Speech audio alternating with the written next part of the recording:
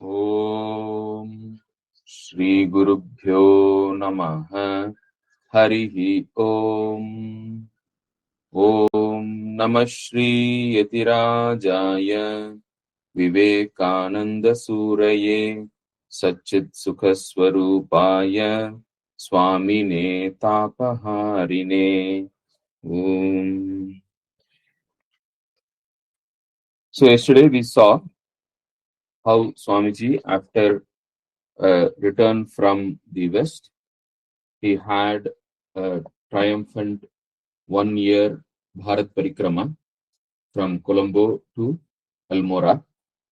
And so the entire year he was traveling all over India, conveying his message and conveying his message and reviving India, giving enthusiasm and starting a lot of activities. And we saw that on May 1st, 1897, the Ramakrishna mission was started in Balram Bose's house, and slowly the work started here. And also he was keeping track of the work back in USA and in England, in America and England. He was keeping track of the work. And so the entire 1897 went this way, and in December he came back to Calcutta, and the next year, 1898, was the year where he spent stabilizing the organization in India and spent a lot of time with his disciples and devotees, and we will see what happened here. So the land for Belur Math was, they were looking for the land, and they found the land in Belur, where the current land is, and the agreement to buy, like the initial agreement before buying, that was done on February 3rd in 1898. And so now that it was clear that this is the land which was to be bought and that they are going to move here, so they wanted to move the mutt closer to the new land which will be purchased. So on they found Nilambar Mukherjee's garden house, which was very close to Belur Math land. So and also the old Alambazar Mutt had got a lot of damage because of the earthquake which happened in the last December, and so they anyway wanted to move out of that building. So on February 13th, the mutt was moved to Nilambar Mukherjee's garden house. Even today, if you go to Belur Mutt, there is this back gate which goes to the ghat, to the ferry ghat. And if you go outside that, you have the guest house. And after that, if you go still further, Nilambar Mukherjee's garden house is there. So the Ramakrishna Mutt operated from there for some time. And even that building has got a lot of memories. That was the place where Abhedanandji came, and he sung Prakritim Paramam in front of Holy Mother Sharda Devi in that house, in the Nilambar Mukherjee's garden house. And also Holy Mother did Panchatapas with 4 fires on the sides and the midday sun on the top in that house. So like that, there are a lot of memories in Nilambar Mukherjee's garden house. So next time when you are going to Belur Math, please go and visit that place. And so before that, on February 8th, there was a a ceremony to install Sri Ramakrishna's image in one of the householder devotee's house, Babu Navgopal Ghosh house, and all the monks and Swamiji, they all attended it, and it was there that Swamiji composed the shloka Stapakaya cha dharmasya sarva dharma swarupine in that occasion on February 8th. So, and then Swamiji spent a lot of time in training of the disciples. So he spent time between the mutt and Balram Bose's house. So because the mutt was in Belur, which was quite far from Calcutta, so people who wanted to meet him, it was easier for people to meet him in Calcutta than in Belur. So Swamiji spent some time in Balram Bose's house, so that he was more easily accessible to the people who want to meet him. And so there were regular classes in the mutt. He gave regular classes on Upanishads, Bhagavad Gita, and talked about physical sciences also, and then history of nations, and a lot of time was spent in meditation, bhajans, all these things. And in the early part of 1898, in March, the land was registered. The Belur Math land was registered, and most of the funds to buy the land was given by Miss Henrietta Muller. And you can see on the bottom right, this is the picture of Henrietta Muller, and she is the one who gave the funds for buying the land. And but she was so humble. This is the only picture available of her. Actually, this is a part of a bigger picture. And to build the buildings of the mutt and the temple, the older temple, if you go to Belur Mutt, behind the temple, you will find the mutt office, and you will find the old building, and then you will find the old shrine and Swamiji's room. So those parts were built, and the funds for that was mainly given by Mrs. Ole Bull. So the bottom left, this is Mrs. Ole Bull. So she is the one who gave much of the funds for building the shrine and the quarters for monks to stay. So all those things were funded by Swamiji's disciples. And then Shivratri festival came, and it was celebrated with great religious fervor. And then Swamiji, there was Upanayana ceremony for there were disciples who wanted to start life of brahmacharya, and that happened along with the Shivratri festival. And also on March 29th, Swamiji gave sannyasa diksha to Swami Swarupananda and Sureshwarananda. And Swamiji spent a lot of time training his Western disciples. And so here, the top left, this is Miss Josephine McLeod. She was a very, very regal lady. Swamiji used to call her as Jojo, and he used to tell that she's a feminine statesman.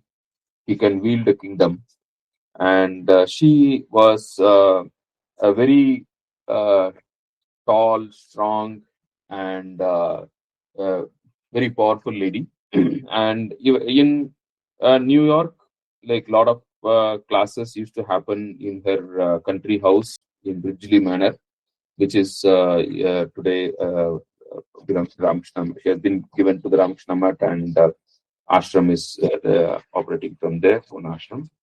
And so, and so he, when Josephine McLeod wanted to come to India, so Swamiji wrote to her that if you come to India, you should accept India as it is, and the way of dressing, the way of manners is very different in India compared to America and Europe.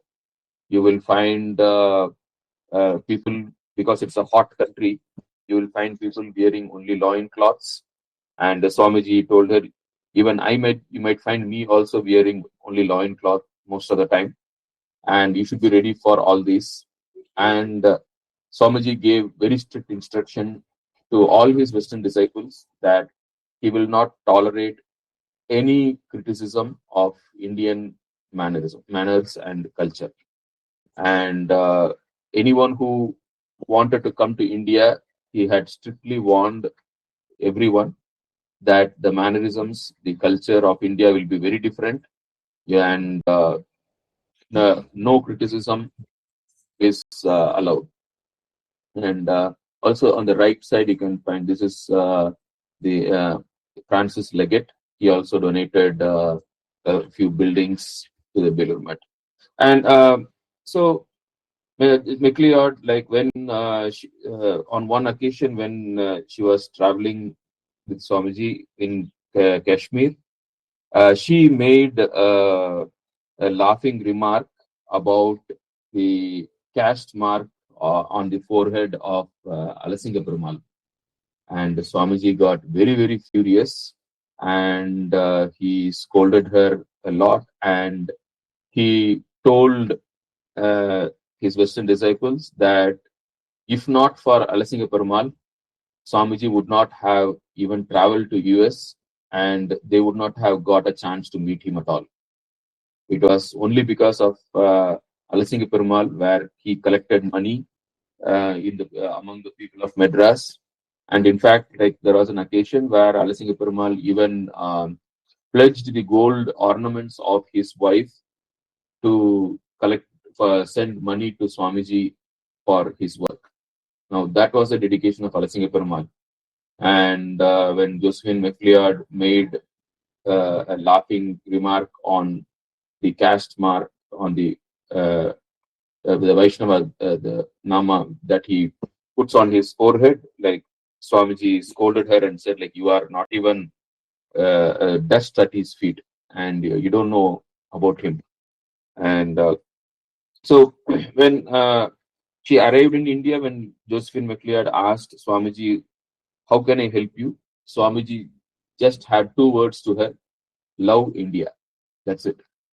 So love India is the only prerequisite for all Swamiji's Western disciples who wanted to come to India. So he said, without that, don't even come here. And so all, and then the best find which Swamiji said that he had in the West was Sister Nivedita, Margaret Noble. So Swamiji called her, she's a real lioness.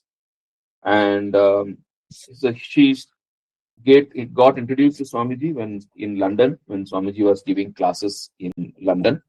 And then she was Irish lady who was settled in England. And so she was impressed with Swamiji, and she wanted to dedicate her entire life for for India. And Swamiji found that she was the ideal person to be a role model for the girls and the ladies in India. And so Swamiji told her like that, yes, it would be very good if she comes to India, but on one condition, that she should completely adopt to Indian ways, like keeping all her Western education, Western culture, and the uh, the go-to characteristics the grit of West intact, but rest of everything she should adopt completely Indian. Only then she can come. And he said, think before you do this. And but once you dive, once you plunge into this work, Swamiji said, I promise you, I will stand by you unto death. So Swamiji told, and he also told her that she should learn to stand on her own feet. Don't take any help from any other Western disciples. So Swamiji had a very, very unique role for her, and she was just by birth Irish, and by bring up she was English, but then the rest of everything she was more Indian than any Indian could be. And she came to India on January 28th, 1898, and Swamiji introduced her to the people of Calcutta as the gift of England to India. And on March 25th, 1898, Swamiji gave her the vow of Brahmacharya and gave her the name Nivedita. And he taught her personally how to worship Shiva. And he spent a lot of time with her and teaching her about the Indian manners. Like he already introduced more of theoretically when in England, but then more practically here. And he asked her to spend a lot of time with Holy Mother, and also spend a lot of time with the visit the homes of Hindu ladies and observe their dress, food, customs, and adopt them. And he also told her a lot about the history of India, the folklore, customs, traditions, so many things he taught her.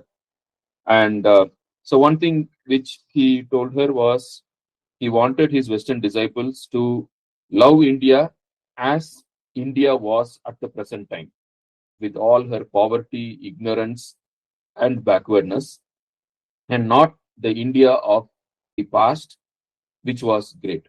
So, which had produced great philosophies, epics, dramas, and religious systems. So, Swamiji uh, could see the contrast of the past glory of India and the present condition of the poverty and ignorance and backwardness. And he insisted to his Western disciples that they should be able to love India not for its past, but for its present. Because only by loving India at its present that you can take India into the future. Because if you, that is one mistake which many reformers do. They glorify the past and condemn the present, and they cannot see any way for the future. Now, Swamiji was very clear. Yes, glorify the past, but don't condemn the present, love the present. And with that love, you will be able to take India into the future. So, this was the way Swamiji trained and guided his Western disciples. And he asked Nivedita to completely lose herself in the Indian consciousness. And so this was so a lot of Western disciples, like he guided them this way. And Sister Nivedita in particular, he wanted her to become as orthodox as the orthodox Brahmin brahmacharinis, and that way she can completely get absorbed into the Indian uh, public life. And he did not give sannyasa to her because he wanted her to take part in the Indian politics, the Indian freedom movement, guide the freedom fighters. So he had a very unique role for Sister Nivedita, and which he felt that would not be appropriate for a monk or a nun. So Sister Nivedita was a brahmacharini. She lived the life of a brahmacharini, dedicating her entire life for the social service and the Indian freedom movement for India. So this happened, and soon after this, the plague broke out in Calcutta, and so they spent a lot of time in the serving the plague work, and in March and the April also. Like, uh, so, okay. In between, Swamiji went to Darjeeling, and then he came back from Darjeeling. And when he came back from Darjeeling, plague had started in India, and so the plague work was started almost 2 months.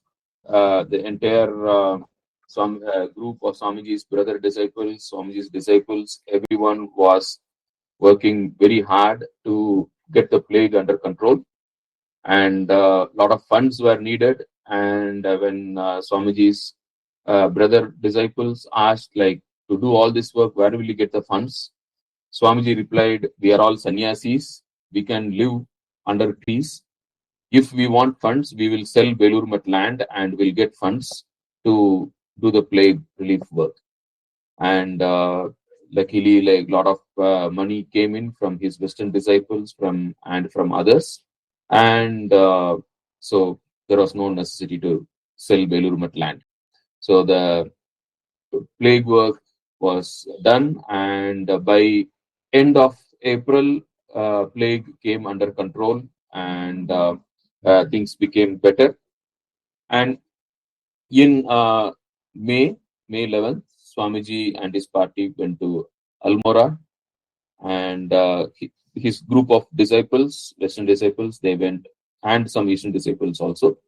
They went along with him, and it was a continuous training of his disciples on Indian culture, Indian history, so many things. And so Swamiji used to travel, and he used to have this group of disciples traveling along with him, and classes used to continue, and along wherever they were, like meditation, japa, puja, classes, all those things were continuing. So that is how he was there. And and then when in Almora on June 2nd, the Mr. Goodwin, J.J. Goodwin, who who was a stenographer, who had taken down a lot of notes of Swamiji's lectures in America, England, and entire Colombo to Almora. He had done tremendous work for Swamiji's cause, and today most of the complete works that we have are because of the effort of Mr. J.J. Goodwin. And he fell sick, and he passed away in June 2nd. And the news of his death came when Swamiji was in Almora. And around the same time, Bhavari Baba also passed away, and that news also came when Swamiji was in Almora. And so at this time, also Sri Rajam Iyer, who was the editor of Prabuddha Bharata from Chennai, he also had passed away, and the magazine had got defunct because of that for a few months. And so Swamiji requested Swami Swarupananda to become the editor. And so the Prabuddha Bharata office was moved from Madras to Almora, and with Swami Swarupananda as the editor and Mr. Xavier, Captain Xavier, as the manager, it was restarted to be published from Almora.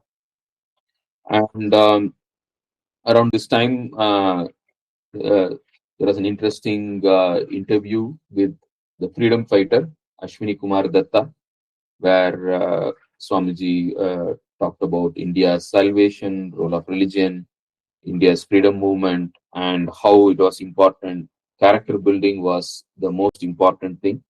So so all these things happened, and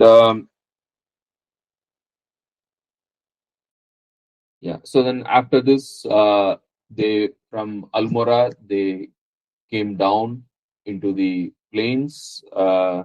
They came to Bhimtal, and so in Bhim, even today, like you can find between on the way from Mayavati, Almora, from there to almost just before Bareilly, you at the mountains, like you have Bhimtal, which is a very beautiful lake, and Swami Virajananda, Swami Vivekananda's disciple, he spent a lot of time there doing tapasya, and the ashram there is very significant. And just after Bhimtal is the Pilipit Tiger Sanctuary. So all those places you can see. And so Swamiji spent some time in Bhimtal, and training of disciples continued. And Swamiji translated some Vedic verses, some songs of Surdas, and all these things happened. And from there, they went to Rawalpindi, Muri, and from there, they went into Srinagar.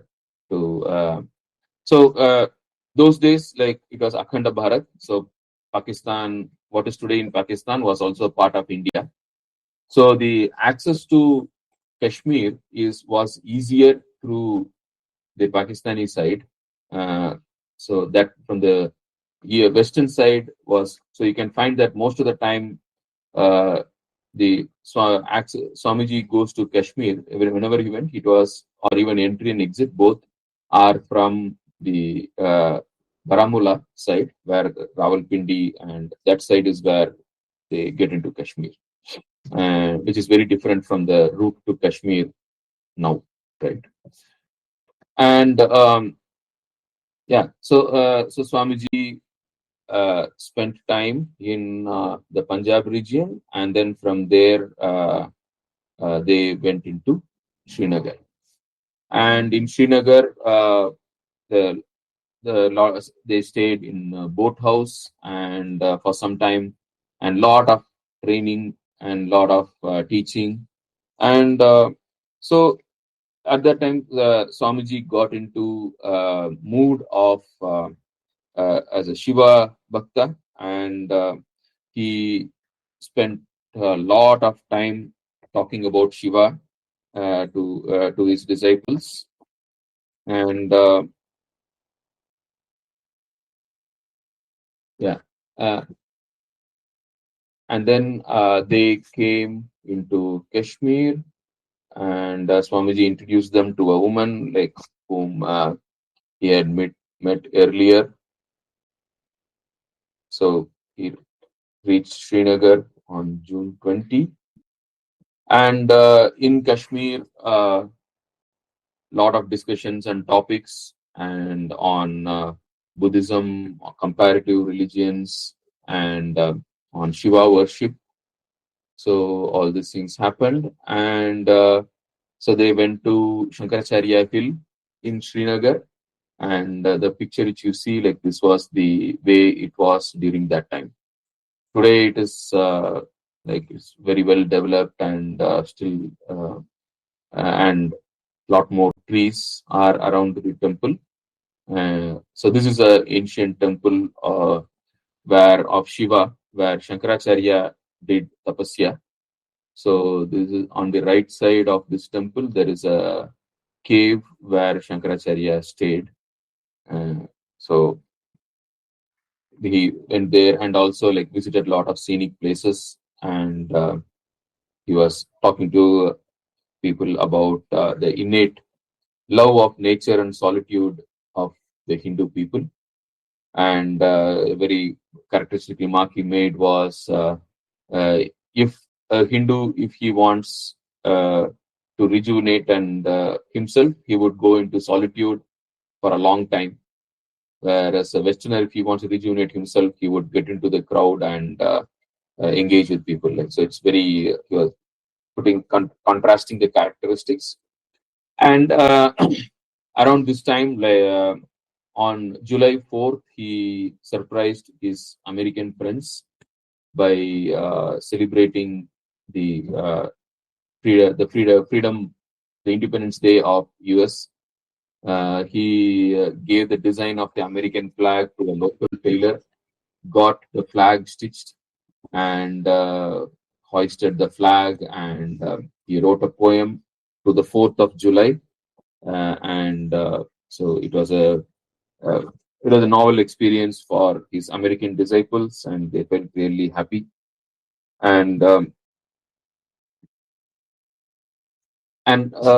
July 10th, they wanted to go to Amarnath, and but then there was landslides, and because of the recent landslides and all, the road was blocked, and pilgrimages were not allowed to go. And so he came back. They came back on July 15th, and so Swamiji was in a fully absorbed in the mood of Shiva, and talking about Shiva, and worshipping Shiva. And so then again, he wanted to go to Amarnath. And so I'll read from the book. A sudden change came over the Swami. He became one of the pilgrims, scrupulously observing the most humble practices demanded by custom.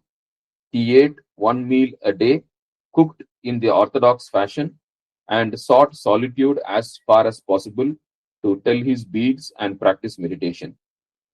In order to reach the destination, he had to climb up rocky slopes, along dangerous paths, cross several miles of glacier, and bathe in the icy water of sacred streams. And so finally, on August 2nd, they arrived at the Amarnath cave. And so when so this is the Amarnath cave as it is today. It's a huge cave. Uh, it's again another place which everyone should go. You can see the size of the cave. You can see the people here down, right, in the picture. So these are the people standing in the queue. So you can see the size of the cave compared to the people. So it's a very, very huge cave. And inside the cave, you have the form of Shiva in the form of ice linga. So sometimes it will be there, sometimes it will not be there. So they call us Sakara Darshan and Nirakara Darshan. You go to visit Shiva, you go to the Amarnath cave to worship Shiva in the shrine, and don't be disappointed if the Lord gives darshan in Nirakar form, which means the linga is not there. But of course, the presence of Shiva is there, but the linga may be there or may not be there, depending upon the things can change within a day. So, so this is the Amarnath cave, and this was a very, very significant thing in Swamiji's life. And so I'll read from the book. And Swamiji entered the cave, his whole frame shaking with emotion. His naked body was smeared with ashes, and his face radiant with devotion. He prostrated himself in the darkness of the cave and before that glittering whiteness. A song of praise from hundreds of throats echoed in the cavern. The Swami almost fainted. He had a vision of Shiva himself. The details of the experience he never told anyone, except that he had been granted the grace of Amarnath, the Lord of immortality, not to die until he himself willed it. So Swamiji was shaking with emotion, and he uh, prostrated, and he had a vision of Shiva. And Swamiji himself told that Shiva gave darshan, and he was given the boon of Icha Mrityu. So he can die whenever he wanted, whenever he wanted. So that was the boon which he got from Amarnath. And again, reading from the book, the effect of the experience shattered his nerves. When he emerged from the grotto, there was a clot of blood on his left eye. His heart was dilated and never regained its normal condition. And for days he spoke of nothing but Shiva. He said the image was the Lord himself. He was all worshipped there. I have never seen anything so beautiful, so inspiring. So basically, like Swamiji became so emotional looking at the Amarnath Shiva that the blood vessels in his left eye burst, and there was a clot on his left eye. It was fully red, and he had a kind of a heart attack, you can say. Like his heart was enlarged, and uh, and this condition continued for the rest of his life. And this is the kind of emotion, like, and devotion, bhakti that Swamiji had. And on August 8th, they came back, and they came back to Srinagar, and he continued to instruct his disciples. And during this time, the Maharaja of Srinagar paid visit to Swamiji. And in fact, the Maharaja of Srinagar wanted to start Sanskrit University in Srinagar, but then they had to take permission from the British agent, and the British did not approve for a Sanskrit University there, and that did not come through. And after this, a month later, when September started, Swamiji's mood changed. Now he became fully engrossed in Kali. And Swamiji got obsessed with the idea of Divine Mother as Kali. He spoke incessantly about Kali. He spent long hours meditating upon Kali. And now Kali was very, very different for his Western disciples, because there is no concept of worshipping God as the form of destruction in the West. The worship of God in the West was mostly as benign, and like a person who gives boons and all that. But they were not used to the concept of uh, God as Kali. Like uh, Kali, if you see, right, like, and Swamiji gave very detailed descriptions of Kali, the worship of Kali, the various Puranic stories and everything. And it was a very, very different experience for his Western disciples, right? And Kali as the combination of the contrast, right? On her right hand has the right hands have got Abhaya Mudra and Varada Mudra, blessing the devotees, whereas her left hand has a sword and a severed human head, indicating the destruction and the destruction of ego, destruction of worldly ties, and all that. So Kali is the combination of both blessing and also removing obstacles. And Swamiji spent a lot of time worshipping Kali, meditating upon Kali, talking about Kali, and he had a vision of Kali. And he, in that high mood, he wrote the poem Kali the Mother. And after that, he fell asleep and fully exhausted. So he was in a very high mood, and that poem, the Kali the Mother, it was written almost immediately after Swamiji had the vision of Kali. And so he told his Western disciples, learn to recognize the mother as instinctively in evil, terror, sorrow, and annihilation, as in that which makes for sweetness and joy. So only by accepting the terrible that you can get over the bondage of this world. So, so Swamiji, uh, also Swamiji, there's another interesting thing which Swamiji said. There must be no fear or begging, but demanding the highest. The true devotees of the mother are as hard and adamant and as fearless as lions. They are not in the least upset if the whole universe suddenly crumbles into dust at their feet. Make her listen to you. None of that clinging to mother. Remember, she is all powerful. She can make heroes out of stones. So this was what Swamiji said.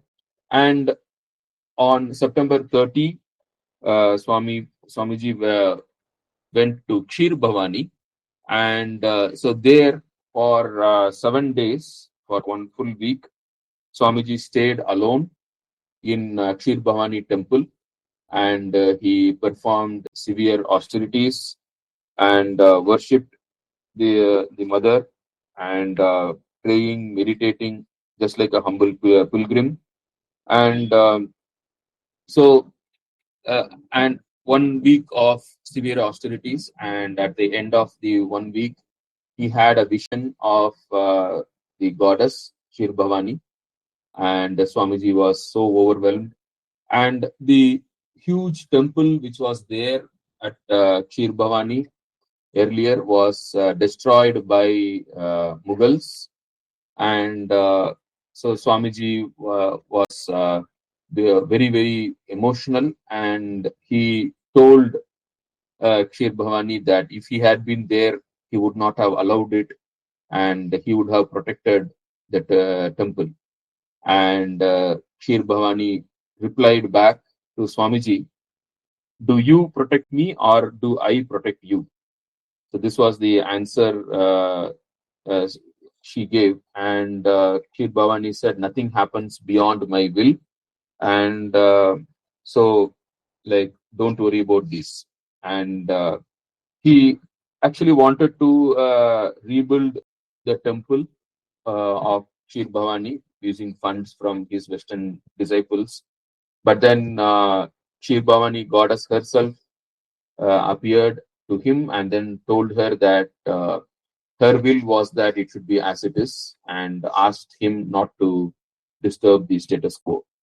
And then after this, Swamiji was totally absorbed in the goddess worship of the goddess, and then he was repeating mother, mother, ma, ma, and he was completely lost to this world, and he was in a very high spiritual mood.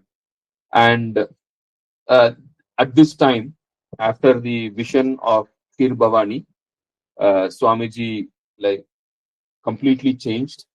And in the words of Swamiji to his disciple, all my patriotism is gone, everything is gone. Now it is only mother, mother, and I am only a little child. So Swamiji, like Swamiji's mood completely changed, and he completely dedicated the rest of his life to uh, spiritual training of his disciples, spreading spiritual life, and mostly this. And so, and also Swamiji said, like, I have stopped making any more plans, and everything let it happen, let things happen as the mother wills. So, and Swamiji came down from Shir Bhavani temple back to Srinagar, and his disciples found that he was an entirely different person. And today, if you go to Kashmir, please go visit Shir Bhavani temple, a beautiful temple of the mother, and all these things happened there. And then finally, they departed from Srinagar on October 11th. And so when they came back, and so his Swamiji's Western disciples, they came down to Lahore. As I told you, like the entry and exit to Kashmir Valley was mostly through Pakistan. So from Srinagar, they came back to the plains to Lahore, and from Lahore, Swamiji's Western disciples, they wanted to see Delhi, Agra, and other places in North India. And Swamiji returned to Belur Mutt. He did not accompany his Western disciples, so they split, and Swamiji came back to Belur Mutt. And on October 18th, he was back in Belur Mutt, accompanied by Swami Sadananda. And Swamiji health had broken down, and he had frequent attacks of asthma, and his body became blue, and he came back, and people in Belur Met were really shocked to see his poor health and suffering state. So, and again he resumed the teaching, conversations, and training of his brother disciples and his disciples. And Durga Puja was celebrated in the Mutt, and Swamiji was there. Swamiji performed the Homa, and everyone was happy. The devotional fervor was there, and so a lot of guests came. And so Swamiji, as I told you, like was alternating between the monastery in Belur and in Balrambo's house in Calcutta. So he received guests. A lot of dignitaries came, and after that came the Deepavali time. So November 13th was Deepavali, Kali Puja, and the day before the Deepavali, on November 12th, Holy Mother visited the site, the Belur Met site, and everyone was very happy that at the visit of Holy Mother, and she did puja there. And the next day, on Deepavali day, Sister Nivedita's girls' school opening ceremony was there in Bagh Bazaar, and that also was a grand occasion. And this was after all the training period. This was the new life for Sister Nivedita. A new chapter in her life started with the starting of the girls' school. And this picture of Sister Nivedita with Holy Mother was taken around this time, which you can see. And the picture above is a traditional Kali puja, Durga puja.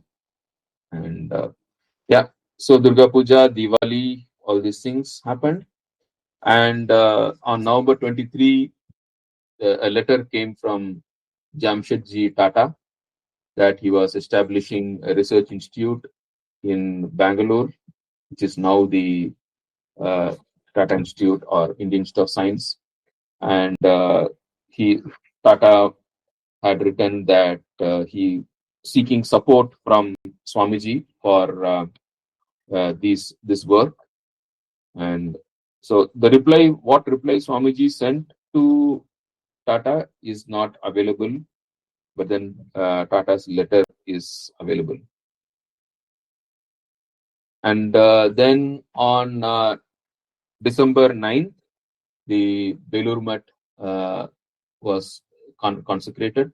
So the building you see on the right side, so this is how it was at that time, and even now it is almost the same. So this is the old temple behind the new temple. The new temple is somewhere in front of this, and this is behind the new temple, and you can see Ganga flowing in the background.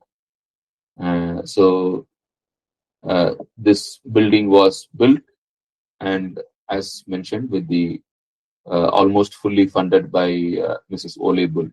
Right? So she was the one who funded the building here.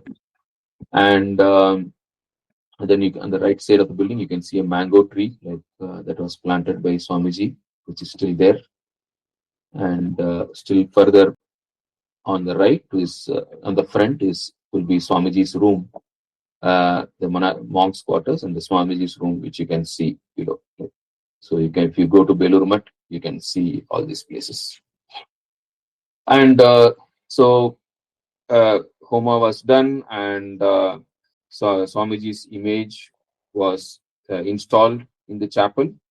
And so, right from the Mahasamadhi of Sri Krishna, his the pot containing his relics, it was being worshipped. So, as we saw in Baranagar Mutt, initially Shashi Maharaj, Swami Ramakrishnananda, he was worshipping it, and then so continuously by Swamiji's brother disciples, and then by Swamiji's disciples, it was being worshipped.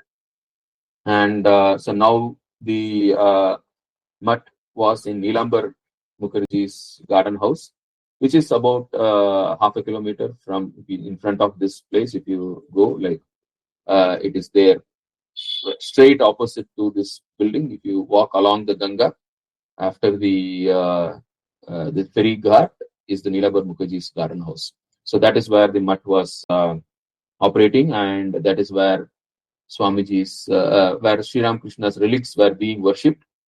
So from there was a procession to the new shrine, the new mutt, and Swamiji carried Sri Krishna's relics.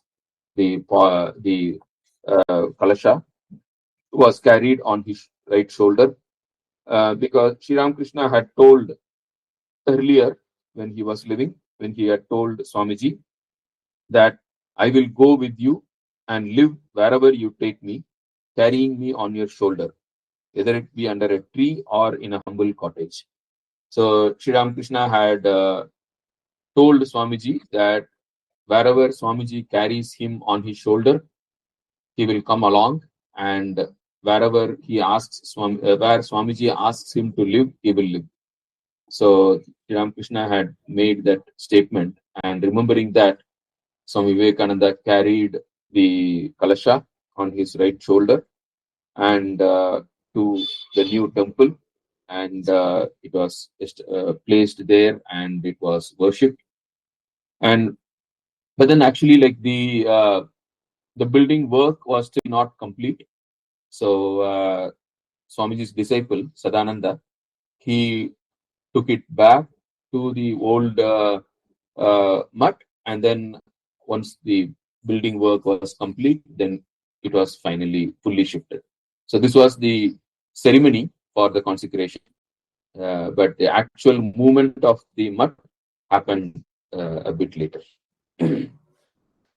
So and so so Swamiji addressed the monks, brahmacharis, and devotees at this time. I'll read from the book. So he said, "Do you all, my brothers, pray to the Lord with all your heart and soul, that He, the divine incarnation of the age, may bless this place with His hallowed presence forever and ever, and make it a unique center, a holy land of harmony of different religions and sects, for the good of the many and for the happiness of the many." Right? So, Bahujana Hitaya, Bahujana Sukhaya. So, and then Swamiji had talked about the vision he had for the mutt. So he said this place will be a place for religion and culture, and it will be a temple of learning. And three things will be focused here. So one is the Annadana, the gift of food; Vidyadana, gift of intellectual knowledge; and Jnanadana, gift of spiritual wisdom. So those were the three which should be the focus of the mutt, Swamiji said. And it should be Advaita in action.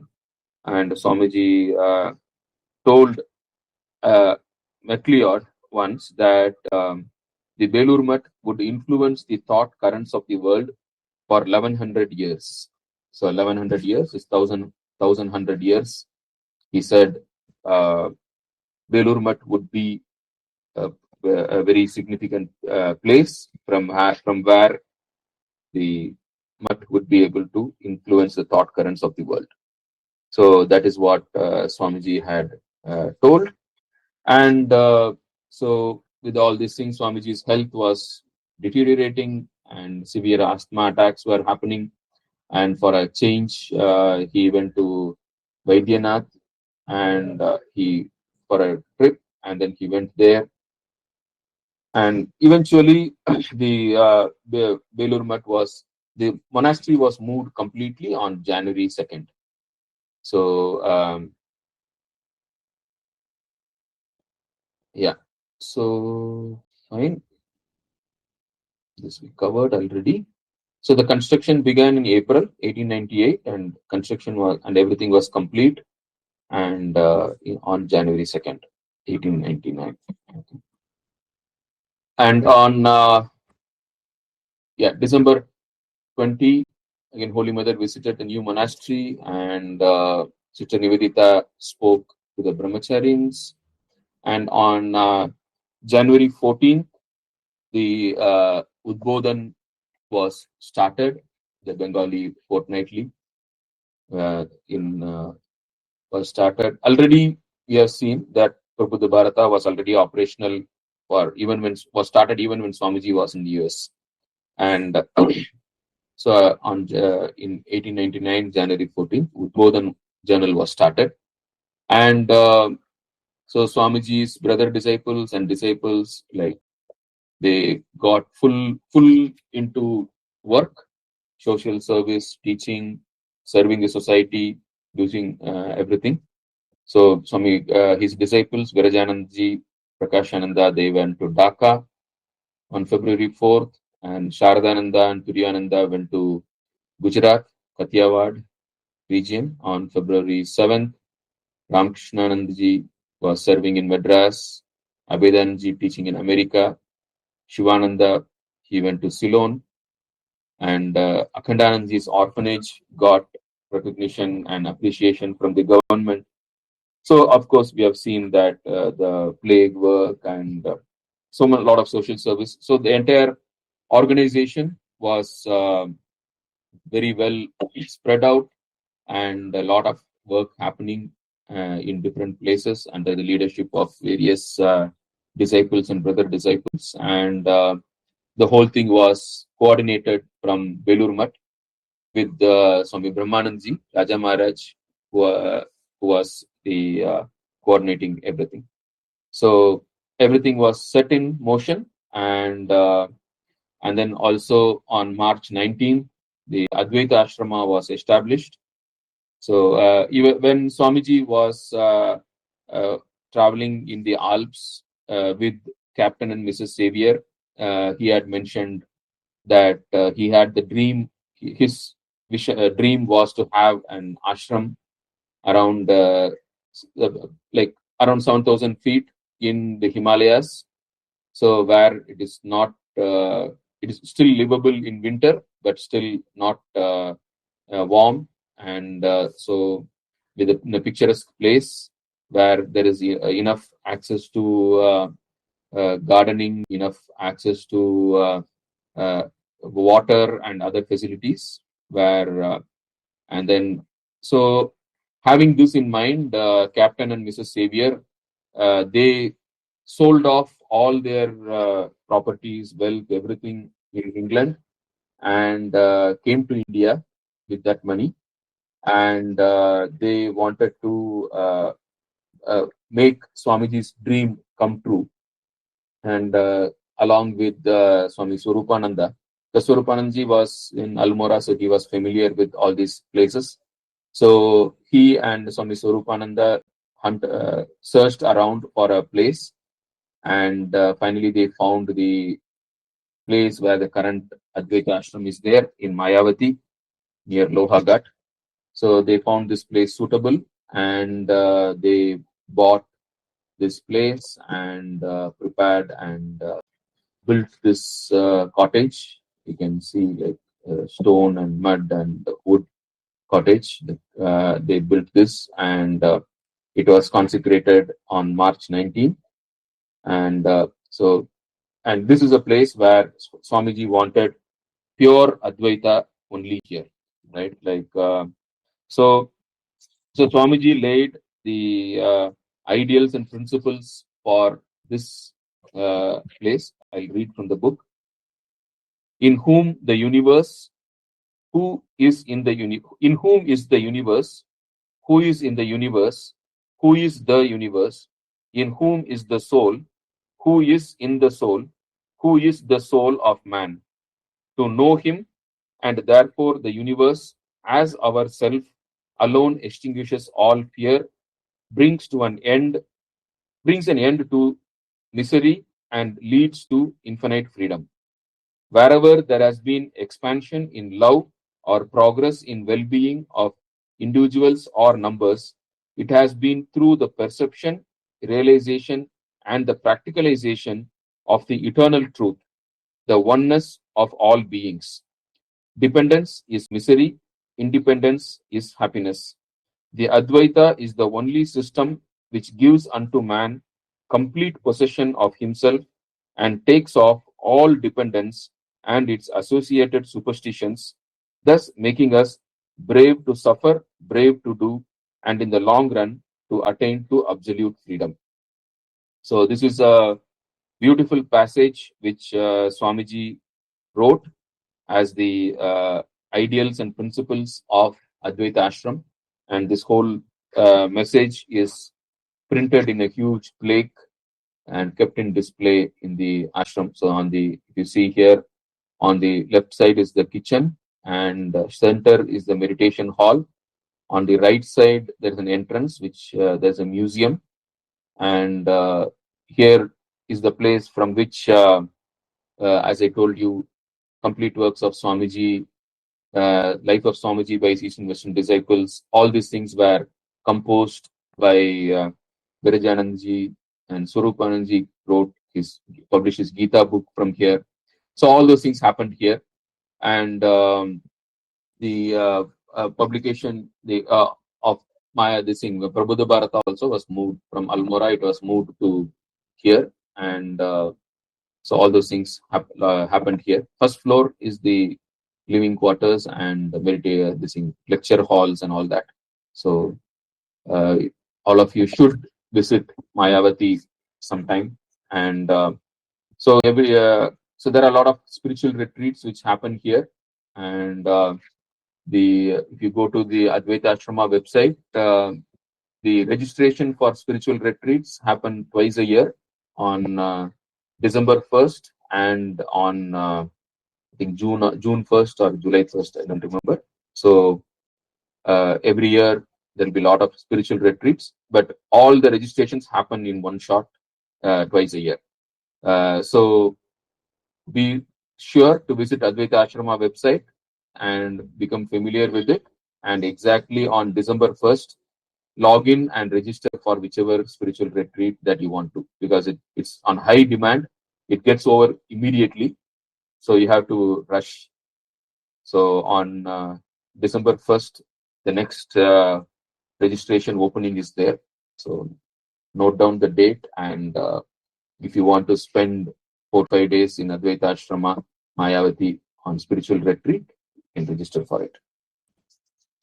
And after all these things, now Swamiji's health was pretty broken, and his devotees, disciples in the West, they were also asking him to come, and Swamiji also wanted to visit there to ensure that whatever the Vedanta societies that he had established there, the classes that were happening, and everything, he wanted to ensure that everything was going as expected, and he wanted to give more strength to the American and the England work. So he left for a second visit to the West, and he left on June 20, 1899, on a ship called Golconda. He went with Swami Turiyananda and Sister Nivedita. So they both went, and so we will see that tomorrow. So meanwhile, I will read some more portions. So Swamiji was fully fired up, and there are So how Swamiji lived in Belur Mutt in the at this time. He used to work a lot as a example to his disciples, and he said only a great monk can be a great worker, for he is without attachment. There is no greater workers than Buddha and the Christ. No work is secular, all work is adoration and worship. The first duties of the inmates of the monastery was renunciation. How the Swami idealized monastic life. He said, never forget, service to the world and realization of God are the ideals of the monk. Stick to them. The monastic is the most immediate of the paths. Between the monk and his God are no idols. The sannyasin stands on the head of the Vedas, declare the Vedas, for the sannyasi is free from churches, sects, and religions, prophets, and scriptures. He is the visible God on earth. Remember this and go thou thy way, sannyasin bold, carry the banner of renunciation, the banner of peace, of freedom, and of blessedness. And Swamiji wanted his disciples to be all-rounded men. He said, you must try to combine in your life immense idealism with immense practicality. You must be prepared to go into the depth of meditation now, and the next moment you must be ready to go and cultivate the fields. You must be prepared to explain the intricacies of the scriptures now, and the next moment to go and sell the produce of the fields in the market. The true man is he who is strong as strength itself and yet possesses a woman's heart. So he ensured that all his monks, brother disciples, and his disciples, they were all equally participating in the life of meditation and also social service. And so the motto he coined for the Ramakrishna Mutt is Atmano Mokshartam Jagat Hitayacha, for one's own salvation and for the welfare of the world. So that motto is actually like can be the motto of life for all of us, right? Our entire life basically is just for self-realization, manifesting the divinity within, and manifesting the divinity in all our actions in the world. So with this, we will end today, and tomorrow we will talk about what Swamiji did in his second visit to the West, and after that. Om Namah Shri Yatirajaya Vivekananda Suraye Satchit Sukhaswarupaya Swamine Tapaharine Harihi Om Tat Sat Shri Ram Krishna Arpanamastu Jai Ram Krishna Jai Ram Krishna Jai Ram Krishna.